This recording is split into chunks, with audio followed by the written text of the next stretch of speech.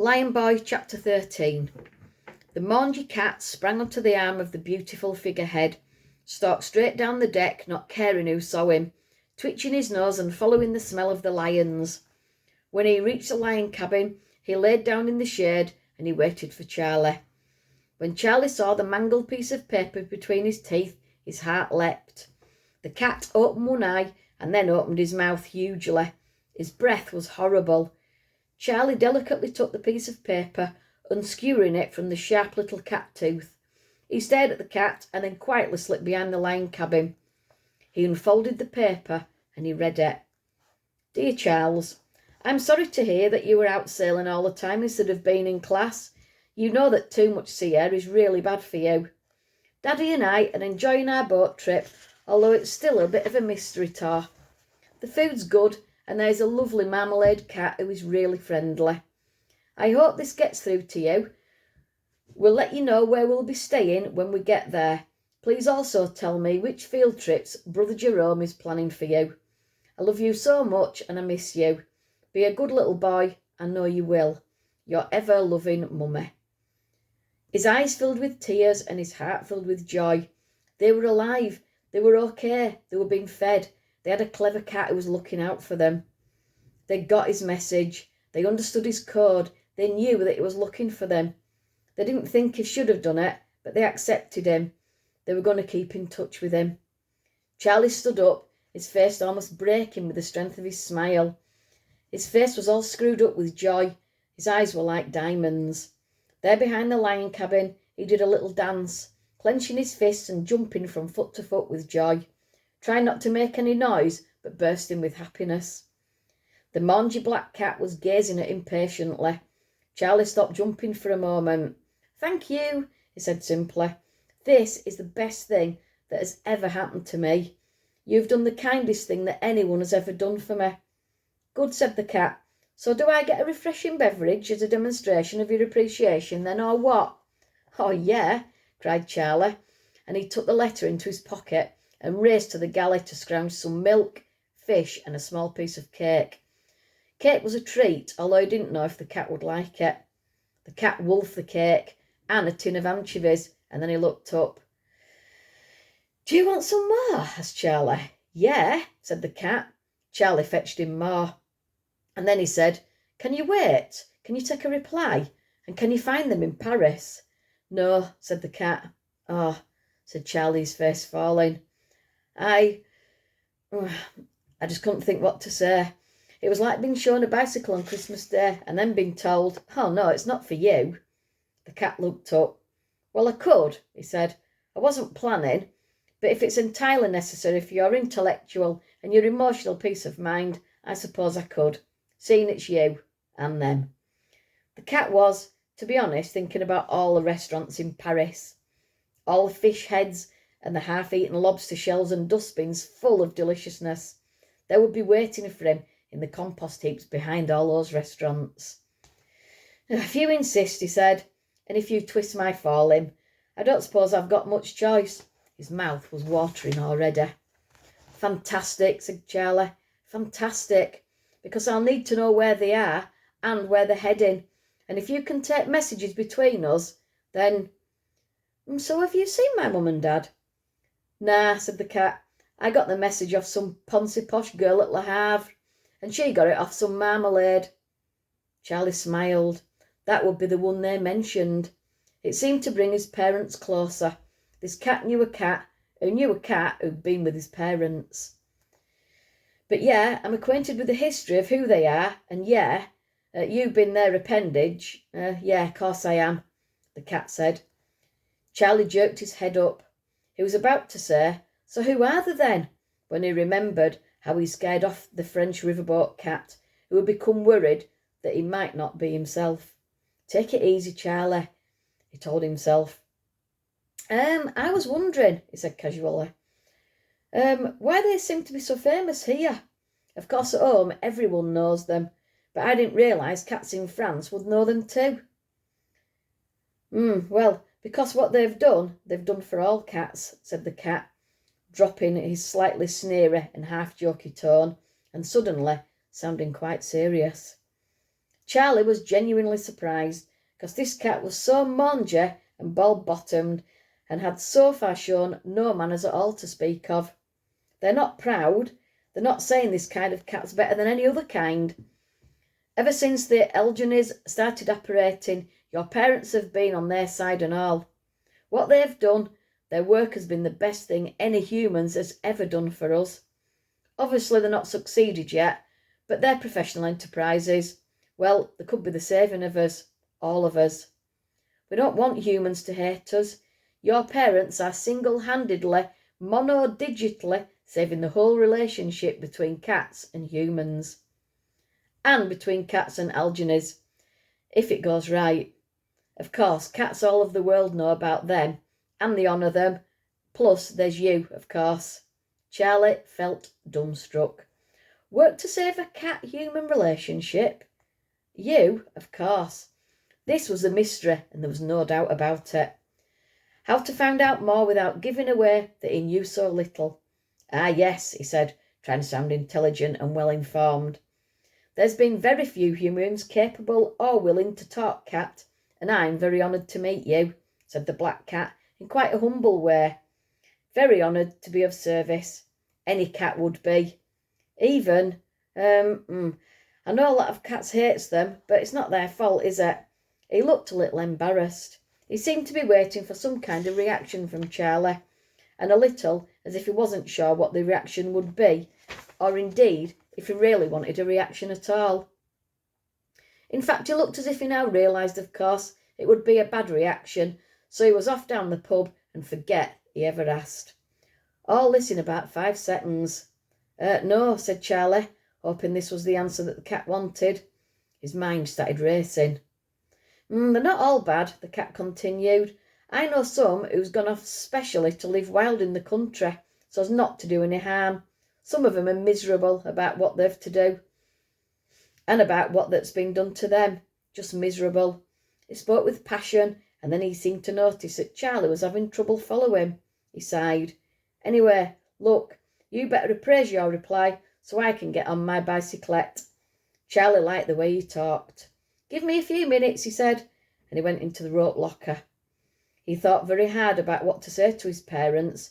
He had lots of questions to ask, and he thought it better to ask his parents directly than to ask the cat.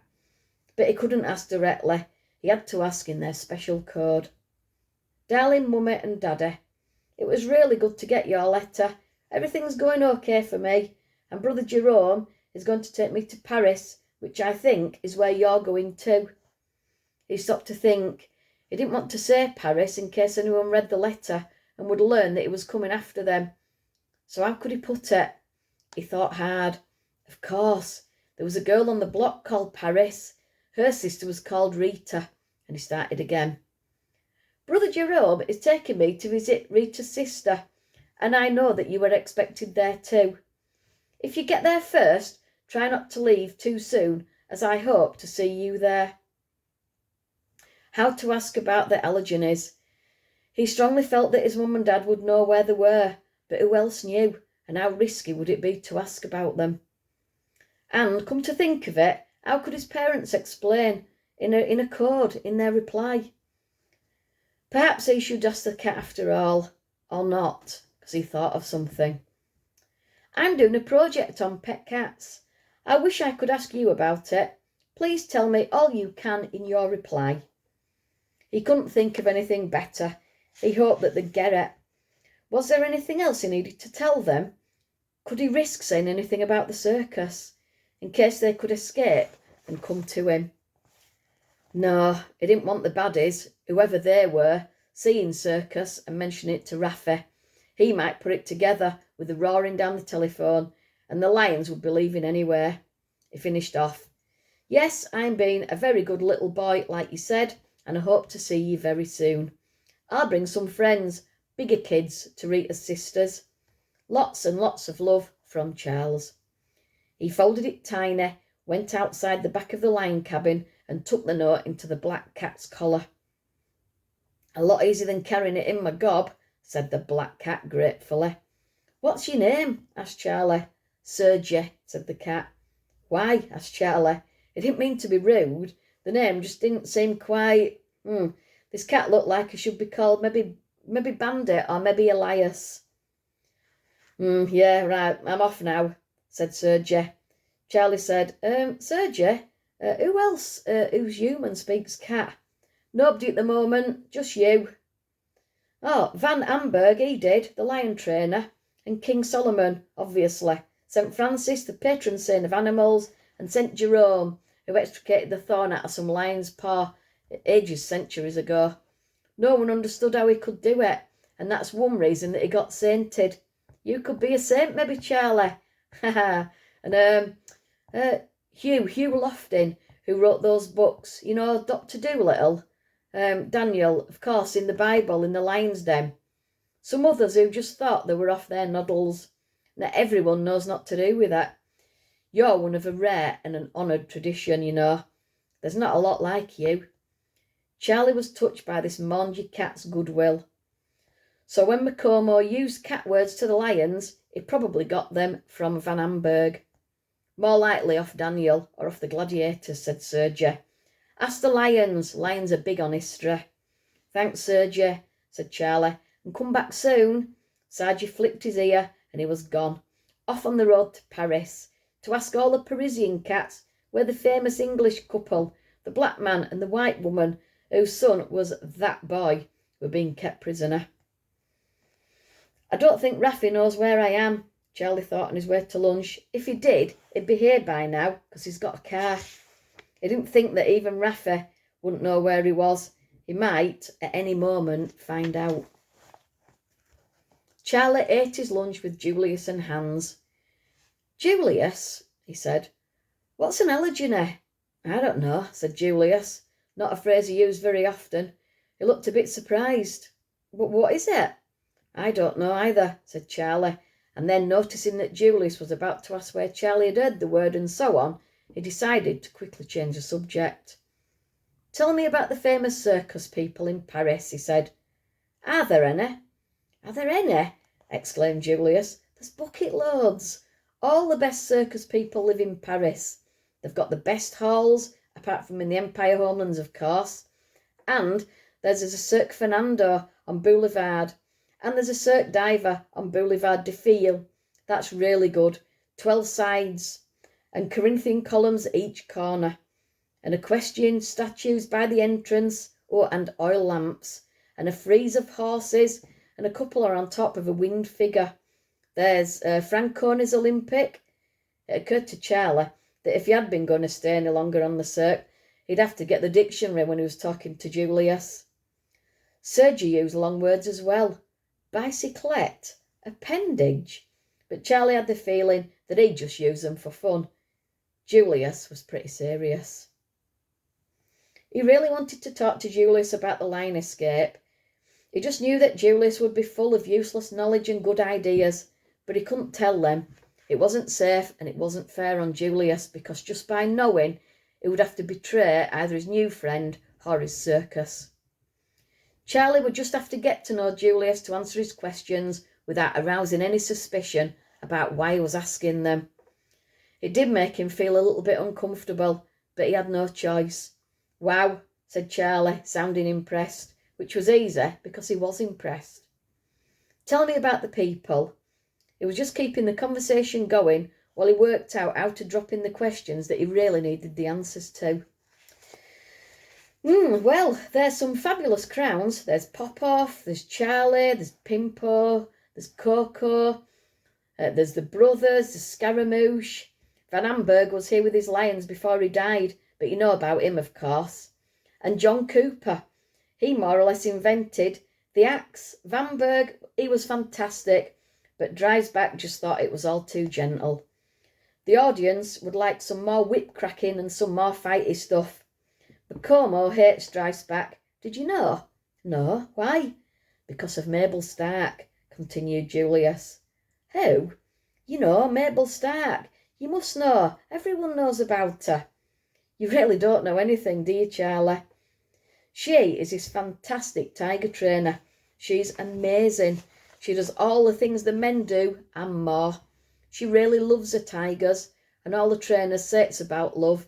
But here, You can see it is. It's like she was its mum or something. It licks her hair, it hugs her. And she's really beautiful. She wears white leather costumes and everyone is in love with her, including Dreisbach and Macomo. What, Macomo's in love with a lady? Squeaked Charlie. He just couldn't imagine it. Yeah, cried Julius. It's funny, isn't it? And he was going to marry her, but then Dreisbach, he was a teacher, told her not to, and so she didn't. And now Macomo hates him. Why did Dreisbach tell her not to marry? Said Charlie. Julius's face changed, and he looked suddenly embarrassed. Come on, why? Said Charlie. Julius frowned, screwed up his courage, and then said quickly, because he's one of those stupid people who think black and white people shouldn't be together. They shouldn't marry each other. He didn't look at Charlie as he said it, so he couldn't see Charlie's face beginning to burn with a blush. Of course, Charlie knew there were people like that, and of course he didn't like to hear about it. But as well he knew that Julius was upset at having to bring the subject up, and he appreciated him being so straightforward about it. Stupid pig, said Charlie, trying to sound cheerful, and Julius looked up gratefully and said, yeah, he is, stupid pig.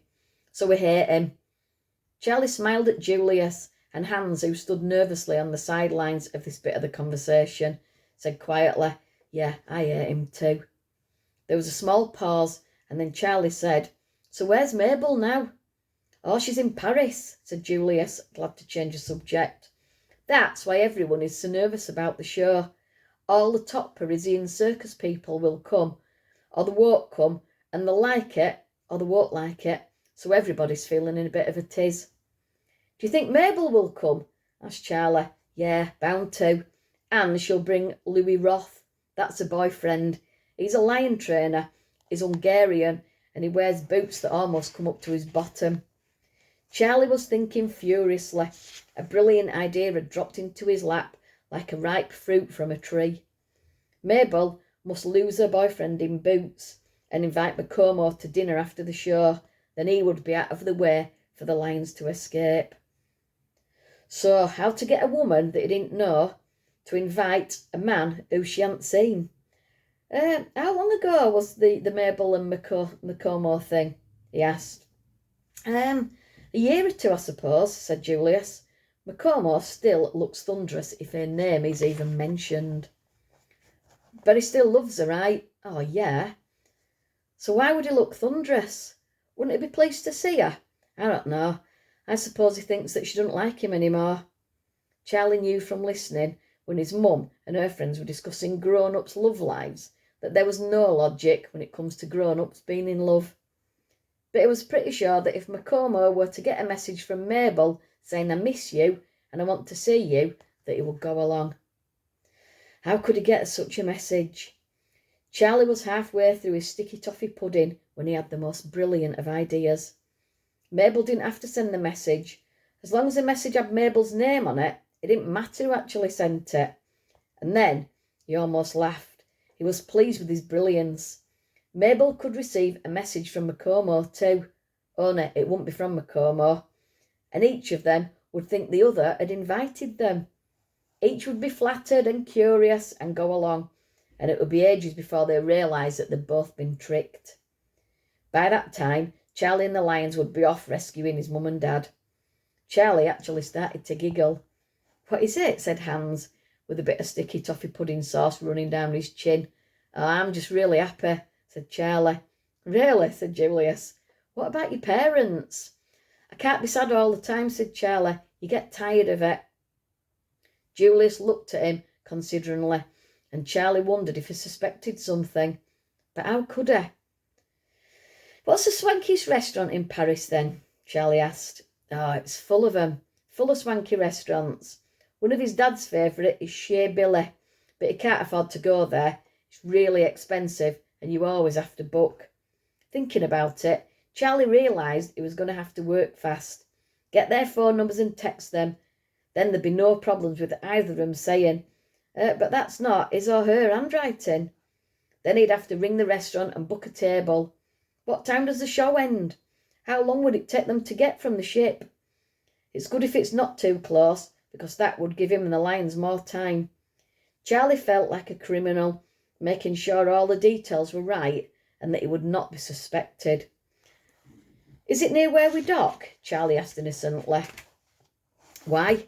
Demanded Hans, and Charlie realised he'd better start asking his questions to different people if he didn't want to ask any questions of him. So, 4 numbers. He could start that night. First he had to run the plan past the lions. It was easy because Macomo was snoozing. The medicine must have been working. As the trainer snored on the floor in his crimson cloak, Charlie started to tell the young lion Al Encina what he had planned. But before he could do so, the young lion hissed at him. About time. Venice.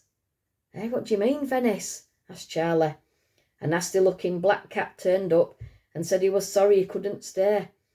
Wasn't able to delay his perusal of your business, was his exact phrase, and to tell you, Venice. Sergey. Charlie smiled. Venice, it's in the pictures. The streets are full of water. Venice was beautiful and strange. He thought quickly. So, would they get his letter? Well, Sergey would take it to them. Would he? Yes, Charlie thought. He was rude and he was mangy, but Charlie was pretty sure that he wasn't dishonest. He'd really seemed to care about Charlie's parents. Why else had he troubled to bring the first letter all this way? Have they left yet? He asked. He didn't say, said the young lion. Well, thought Charlie, if I don't get to them in time in Paris, I'll just go to Venice, which was south more or less and a bit closer to Africa. The lions could come with him. There was no point in wondering why Mum and Dad had been taken there. He only hoped that they'd stay long enough for him to catch them up. He was pretty sure you could get a train to Venice from Paris. In the old days, there was one called the Orient Express, which went from Paris to Venice and then to Istanbul. He made a note in his head, train from Paris to Venice, ? So then he told the lions his plan about Mabel, and they were delighted. Oh, it's a great idea, said the young lion. Brilliant, said Alcina. And it may just work, said a third voice. They all looked up. It was the oldest lion, standing up in his cage and looking over at them. He's crazy about that woman, always was. He'd do anything for her. Certainly go and have dinner with her in a restaurant, and I think that she would too. Charlie and the young lion grinned at each other. Macomo was dopey. The oldest lion had perked up, and the plan had his agreement. Best get on the telephone then. Boy who speaks cat. Charlie's brain was ticking away, thinking through all the possibilities. He felt wonderfully intelligent and in control. Details, alternatives for when things went wrong. That was what you needed, knowing what was what, for example. Where's the key now? He asked. The young lion nodded. Over there, he said. And there it was, a big old key on a hook. Plain, old-fashioned, couldn't be simpler. Oh, well, that's all right then, said Charlie, and we need to think about where we go next. He'd made a decision. He and the lions, once escaped, could not hang around anywhere where the circus was. They'd be followed and they'd be caught. If he didn't hear back from his parents or a cat telling him that they were in Paris, he would go straight on to Venice. In the back of his mind, he heard Rafi's tight, angry, violent voice. Just stay there and I'll be along soon to get you. All right, I'll be along soon to get you. He doesn't know, Charlie told himself firmly. He couldn't, but he doesn't are two different things. Worry about something that you can do something about, he told himself. In a very short time, he'd be standing on a French street corner with 6 lions to look after, and he'd need to know which way to turn. Plans in general had to become plans in particular. The oldest lion smiled at him. I've got some ideas, boy. Go and telephone now. Yes, sir, said Charlie. By the way, does anybody know what an allergen is? The lions all gazed at him. Nah, they said, no idea. Huddled and stiff in the hold of the motorboat, Magdalene was whispering. I think we need to escape, she murmured.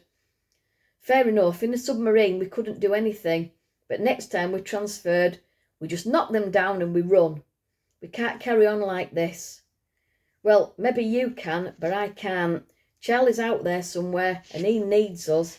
It's not safe if he has. Oh, I'm just going mad here doing nothing. We need to do something. A neighbour was sitting by her, holding his knees. It was more cramped in there, warmer than in the sub, but hardly more comfortable. They couldn't stand up, and they were just half lying on sacks of something that felt full of rice. If we run, he said, his voice strained by whispering and by trying to be patient.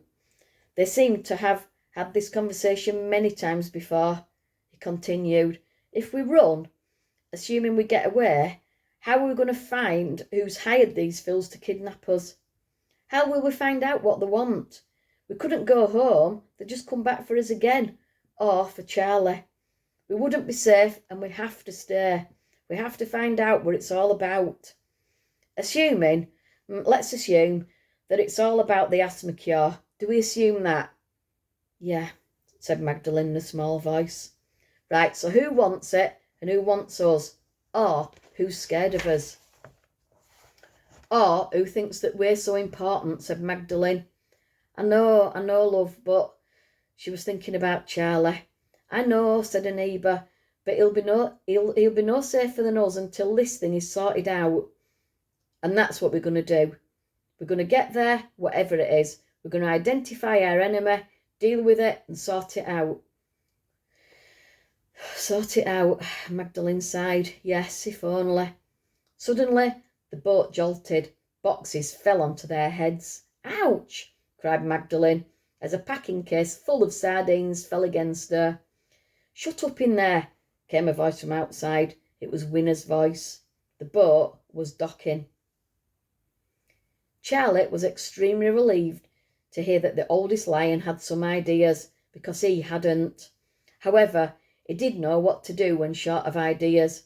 His mum and dad had both drummed that into him. When you don't know what to do, you get more information.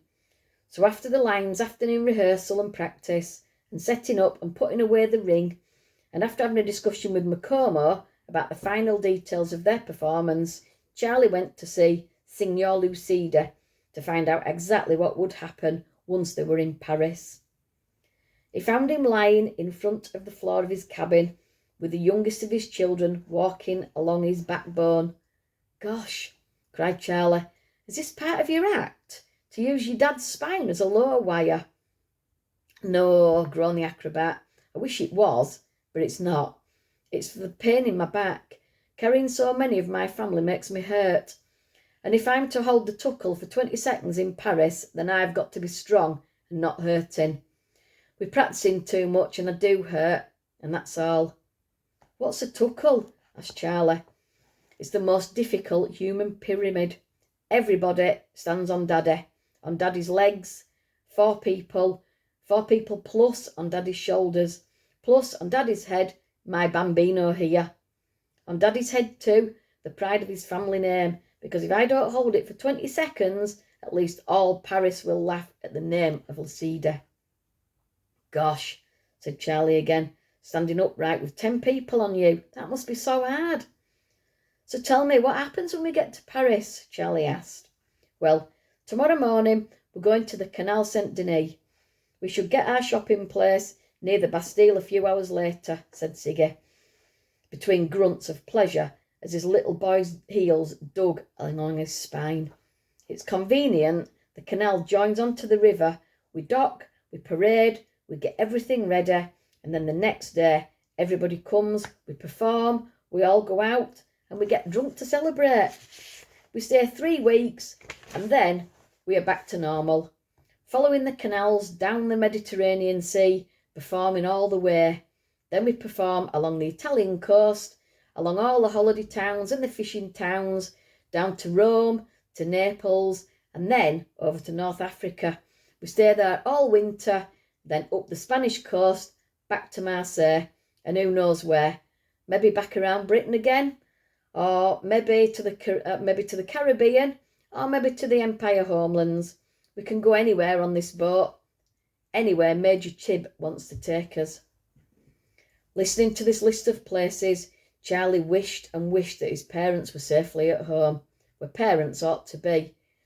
The lions could be happy in captivity, and he could stay with the circus forever and ever. But he couldn't. "Is the Bastille near the Marais?"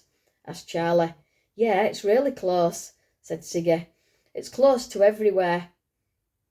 The university, the station, the river, the canal, the police, the courts of justice." Charlie ticked all those off in his head. Police and the courts of justice. Oh dear, but the station, ha. He was just about to ask Signor Lucida if the train was the best way to Italy from Paris when he realised that that would be a really stupid thing to do. After he and the lions were gone, Macomo and Major Tib would ask everyone if they knew anything about it, and if Lucidi said he had been inquiring about routes to Italy, everyone would know that that's where they'd gone. And then they'd come after them, and they would be extremely angry. Charlie resolved to get a map of the area. Back out on deck, the little envelope was flashing in his telephone. He pressed the button. Fancy slimy git. He took a breath and he called the message. "You stupid little kid, Charlie. You're on completely the wrong track. You just haven't got a clue, have you? I'm here with your parents now. Your mum, she's really ugly, ain't she? And you know what? You're not going to find them nowhere. And you know what else? They don't want you. Why do you think they left without you? 'Cause they don't want you. And who would? A little squit like you. An uppity little squit. A stupid uppity little squit who couldn't find his stupid uppity parents if they were squashed on a motorway under his nose. You're obviously not going to get here on your own, and I'll be along to get you soon, like I've said." The voice was low and vicious, and it went on and on and on. Charlie listened in a frozen, horrified fascination, unable to hang up for just a little too long. That night they were due to enter Paris. They stopped early at a place called Chateau, found the dock and rested up for an early start in the next morning. Charlie went about his duties chanting, "You don't fool me, you don't fool me, you don't fool me," under his breath, trying to drown out the echo of Rafi's nasty voice and his nastier words. "I'll beat you, Rafi," he repeated over and again. "I've got lions. I've got 6 beautiful, strong, huge killer lions with massive teeth and sharp, hard claws that'll just cut you in half. Have you ever seen how big a lion's claw is, Rafi? Do you know how many they have? They're like carving knives, Rafi. And they keep them tucked into the paws so they stay good and they stay sharp. I've got lions, Rafi. All you've got is that nasty tongue." "What are you muttering?" demanded Macomo. "I've got a headache and you need to stay quiet." Charlie was glad he had a headache. He hoped that the drugs had caused it. Later on, sitting on the deck with his sleeping bag around his shoulders and Pirouette's old street map of Paris on his knee, Charlie discovered that the Canal Saint-Denis would take them back to the Canal Saint-Martin. This would take them back to the Seine in the centre of Paris at the Porte de la Plaisance de Paris Arsenal, Bastille for short, because it was very close to where the old prison called Bastille used to be. The Marais was close enough to be a sensible choice of area for Macomo and Mabel to go out for dinner. It wasn't too close to make it risky. Also, it was in the opposite direction to the station. Things were beginning to fall into place. Above him, the small high moon sailed across the night sky. Below, it made a gleaming path towards him across the river's waters. He tried hard to still his jumping mind, and for a few minutes he let himself wonder about what the badge cat had said, about the story, the Alleghenies, his parents' work, and the great mystery. He couldn't bear to look at the telephones. The possibility of more of Rafi's threats, plus the inevitable emptiness of his mother's phone. No, this was way too depressing. Why wasn't anyone ringing his mum? Any of her workmates or her friends? People just saying, "Come over and visit." Or Brother Jerome saying, "Why isn't Charlie coming to his lessons?" Charlie didn't know that Rafi had told all his family's friends and relations that they had had to leave suddenly for Africa. He just felt as if he and his family had dropped off the edge of the world and nobody cared. Now that the circus people wouldn't care, but they were all new, and apart from the lions, he couldn't tell them what was on his mind, and he couldn't tell the lions how scared he was, or how he wished that he didn't have to do this. Late in the evenings, he just wanted somebody that he had always known, someone from home. He read his letter again, thought of the friendly cats who had helped. He wondered again if he could trust Sergei. Well, he had no choice. Wondered again about the allergens. Wondered for the thousandth time about what his parents were working on that had made them heroes to the cats. And he was working to find them, so let's get on with it, he said to himself toughly.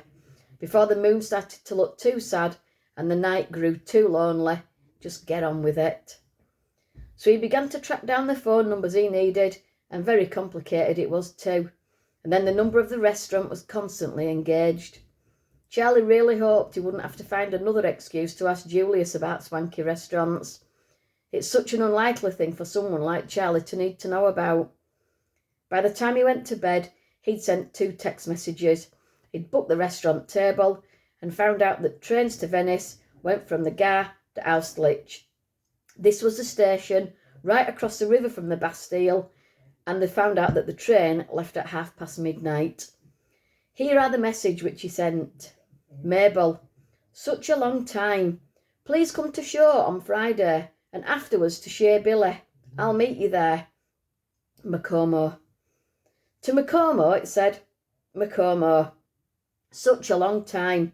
I'm coming to the show on Friday. Please join me afterwards at Shea Billy. Mabel. He really hoped she had got the tone right. Who knew what grown-ups wrote to each other? But he had seen invitation with things like afterwards and please join me written on them. Oh well, either it'll work or it won't. And if it didn't, he'd just have to think of something else. He felt a little bit sick at that thought. That's the end of the chapter.